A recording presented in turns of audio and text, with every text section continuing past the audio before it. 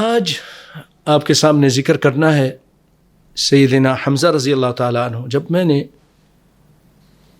کچھ عرصے پہلے یہ بتایا تھا کہ نبی صلی اللہ علیہ وسلم کے حقوق، اور اس میں یہ بتایا تھا کہ آپ کے آل سے، آپ کے اہل سے محبت کرنا، اور بتایا تھا کہ آپ کے اہل کون سے ہیں. آپ کے اہل میں آل علی ہیں، آل جعفر ہیں، آل عقیل، یہ تینوں بھائی ہیں، ابو طالب کے بیٹے ہیں. ان کے آل بنو العباس، سیدنا عباس نبی صلی اللہ علیہ وسلم کے چچا، ان کے اولاد، یہ 4 ہو گئے. اور الحارث، جو بہت کم لوگوں کو معلوم ہے حارث کون ہے، اس کے بارے میں تفصیل سے پچھلی مرتبہ گفتگو ہوئی تھی.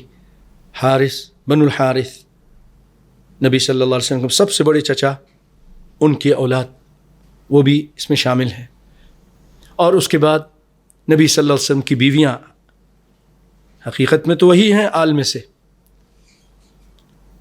اور اس کے بعد آپ کے اولاد اور آپ کی بیٹیاں.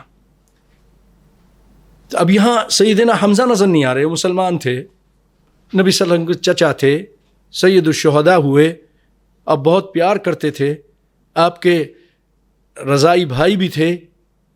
تو اس کے باوجود ان کی اولاد کیوں نہیں؟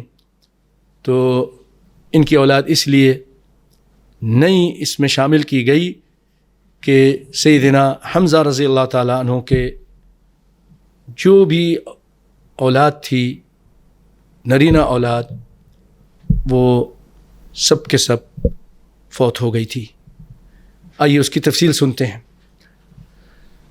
سیدنا حمزہ رضی اللہ تعالیٰ عنہ کے 2 بیٹے اور 2 بیٹیاں تھیں. جو 2 بیٹے تھے، ایک عمارہ اور ایک یعلا.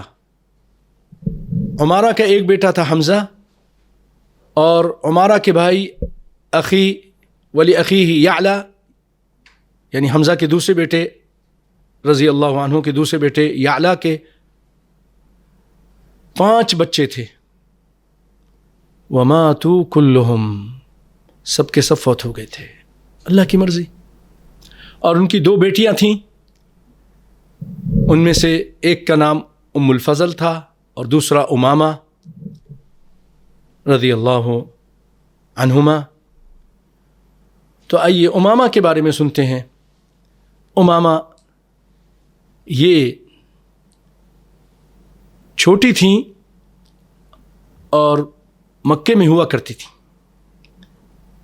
سیدنا حمزہ کی شہادت کے بعد اور اس کے کافی بعد، کئی سالوں کے بعد، جب نبی صلی اللہ علیہ وسلم عمرہ کے لیے صلح حدیبیہ میں پہلے عمرہ کے لیے نکلے، وہاں انہوں نے جانے نہیں دیا، تو وہاں صلح ہوئی، صلح حدیبیہ ہوئی کہ اس سال واپس چلے جائیں. اور پھر اس کے بعد 7 ہجری کو آپ صلی اللہ علیہ وسلم نے عمرہ قضا کیا. یعنی جو اس سال نہیں کر سکے تھے 6 کو، وہ 7 میں آ کر آپ نے 7ویں ہجری میں عمرہ ادا کیا.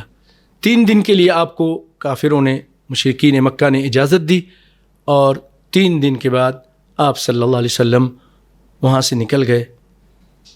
وہ آ کر کہنے لگے سیدنا علی سے کہ جاؤ، جا کر جب یہ 3 دن گزر گئے تو انہوں نے کہا سیدنا علی سے، قل لصاحبک اخرج عنا، نکل جا یہاں سے، کیونکہ ٹائم ہو چکا ہے، 3 دن کا پیریڈ ختم ہو چکا ہے. فخرج النبی، نبی صلی اللہ علیہ وسلم نکل گئے. جب آپ جانے لگے، فتبعتہم ابنۃ حمزہ، تو ان کے پیچھے، نبی صلی اللہ علیہ وسلم کے پیچھے پیچھے بھاگ کر آ رہی تھی چھوٹی سی بچی حمزہ کی رضی اللہ تعالی عنہا، اور کہہ رہی تھی یا عمی یا عمی، آپ کو اے چچا اے چچا کر کے پکار رہی تھی، کیونکہ آپ دودھ شریک بھائی بھی تھے سیدنا حمزہ کے. فتناولها علی، تو سیدنا علی آگے بڑھ کر رضی اللہ تعالی عنہ ان کو اٹھا لیتے ہیں، کہ چھوٹی تھیں. فاخذ بیدیہا، ان کے ہاتھ سے پکڑ لیا، اور فاطمہ رضی اللہ تعالی عنہا جو ان کی بیوی تھیں، نبی صلی اللہ علیہ وسلم کی بیٹی لخت جگر، ان سے فرمایا دونکی ابنۃ عمک حملتھا، آپ اس کا خیال رکھیے، یہ آپ کے چچا کی بیٹی ہے، انہوں نے اپنے ساتھ رکھ لیا۔ اور جب مدینے پہنچ گئے تو اب آپس میں یہ تین شخصیات، بڑی شخصیتیں ہیں تین، وہ آپس میں الجھ پڑیں۔ ہر ایک نے دعویٰ کیا کہ یہ بچی میں اپنے پاس رکھوں گا، اس کی پرورش میں کروں گا۔ فاختصم فیها علی، سیدنا علی رضی اللہ تعالیٰ عنہ اور زید و جعفر، علی کے بھائی رضی اللہ تعالیٰ عنہما، بلکہ رضی اللہ عنہم۔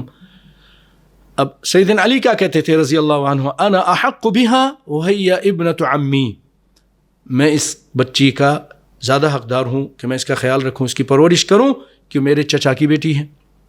وقال جعفر ابنۃ عمی وخالتها تحتی، سیدنا جعفر رضی اللہ تعالی عنہ جو سیدنا علی کے بھائی تھے، وہ کہنے لگے یہ میرے چچا کی بیٹی بھی ہے اور ان کی خالہ، اس بچی کی خالہ میرے نکاح میں ہے۔ اور زید، یہ زید کون سے زید ہیں؟ یہ زید بن حارثہ ہیں جو نبی صلی اللہ علیہ وسلم کے منہ بولے کسی زمانے میں بیٹے تھے، پھر اللہ نے منع کر دیا، اور یہ غلام کی حیثیت سے تھے، اور آپ پر ایمان بھی لائے، آپ ان سے بہت پیار کرتے تھے، اور ان کے بچے سے بھی پیار کرتے تھے، اسامہ سے۔ تو زید وہ کہنے لگے ابنۃ اخی، یہ میرے بھائی کی بیٹی ہے۔ تو کون سے بھائی ہیں بھائی آپ؟ یہ جو آپ صلی اللہ علیہ وسلم نے مدینے میں آ کر انصار اور مہاجرین کے درمیان مواخات کرائی تھی، یا مسلمانوں کے آپس میں ایک دوسرے کا بھائی بنایا تھا، بھائی چارگی پیدا کی تھی، بھائی چارہ آپس میں، تو اس میں یہ بھائی تھے سیدنا حمزہ رضی اللہ تعالیٰ عنہ، تو اس کا ذکر کر رہے ہیں، یہ میرے دینی بھائی ہیں۔ فَقَضَى بِهَا النَّبِيُّ صلی اللہ علیہ وسلم، آخر کار نبی صلی اللہ علیہ وسلم نے فیصلہ کیا کہ یہ بچی اپنے خالہ کے پاس رہے گی۔ خالہ، کیونکہ خالہ بمنزلۃ الام، اور آپ نے فرمایا الخالۃ بمنزلۃ الام، خالہ جو ہے ماں کی جگہ ہوتی ہے، بالکل۔ وقال لعلی، اور پھر آپ نے، یہ حکمت تھی آپ کی، سیدنا علی کی دل جوئی کرتے ہوئے آپ نے فرمایا انت منی وانا منک، تو مجھ سے ہے اور میں تجھ سے ہوں، ہم آپس میں رشتہ دار ہیں، تو میرے بھائی ہوں، تم میرے بھائی ہو، میں تمہارا بھائی ہوں، چچا زاد۔ وقال لجعفر، اور سیدنا جعفر سے فرمایا اشبہت خلقی و خلقی، تم جسم کے لحاظ سے میری طرح کے ہو، خلق میں اور اخلاق میں بھی میری طرح ہو، بڑے سخی تھے، بہت اچھے تھے، نبی صلی اللہ علیہ وسلم کی طرح تھے۔ اللہ اکبر۔ وقال لزید، اور سیدنا زید سے فرمایا انت اخونا و مولانا، سب کی دل جوئی کرتی کہ تم میرے بھائی ہو اور ہمارے مولا ہو، یعنی ہمارے آزاد کردہ غلام ہو۔ مولا کے یہ بھی معنی ہوتے ہیں، ہمارے ایک مولا ہو، بعض معنی میں سردار بھی ہوتے ہیں، لیکن یہاں پر یہی معنی علماء نے کیا ہے کہ تم ہمارے آزاد کردہ غلام ہو، جس کی وجہ سے ہمارا تمہارا ایک تعلق ہے۔ یہ جو آزادی کی بعد جو ولا حاصل ہوتی ہے، یہ ایسی ہے جیسے نسب۔ تو اس طرح آپ صلی اللہ علیہ وسلم نے ان کی دل جوئی کی۔ یہ سیدنا براء بن عازب رضی اللہ تعالیٰ عنہ اس حدیث کے راوی تھے، اور اس کو امام بخاری نے اپنی صحیح بخاری میں بیان کیا۔